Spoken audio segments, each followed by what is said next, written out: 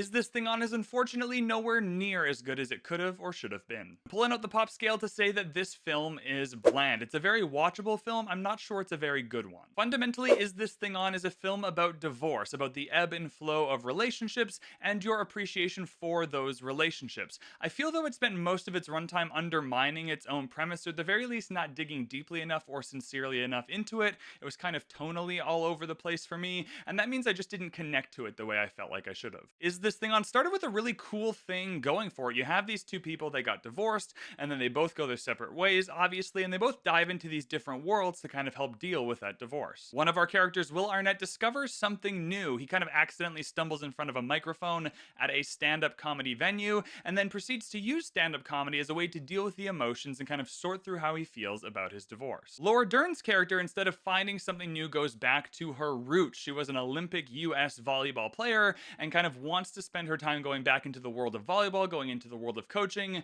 as a way to deal with the emotions of this divorce. Instead, it's more of a will they, won't they, where they're going into their two separate worlds, but they're kind of reconnecting all the time. At no point in this film did I feel like this divorce was truly like that big of a deal for anyone involved. Will Arnett and Laura Dern in this film have kids, and any sequence with the kids was the best the film did at kind of exploring this dynamic and exploring the change that happens when people go through a divorce and the family structure is changing. But otherwise, I feel like the film's tone with this was just a little bit off. There are some highlights, of course, and this film does have a lot of moments that are very funny, that are really interesting, that are kind of exploring what the film is trying to say in a way that did work for me. More often than not, though, the film was just lobbing baseballs for me, and I just wasn't quite able to hit them. I was having the best time in this film anytime Bradley Cooper's character was on screen. He wrote and directed this film, so I'm not surprised by that. I would say that's also the problem with this film, is I was having the best time when Bradley Cooper's character was on the screen and not any of our main players going through the main kind of thing we're exploring. If you want to spend 2 hours at the cinema kind of taking in a really watchable film that's going to make you laugh a few times,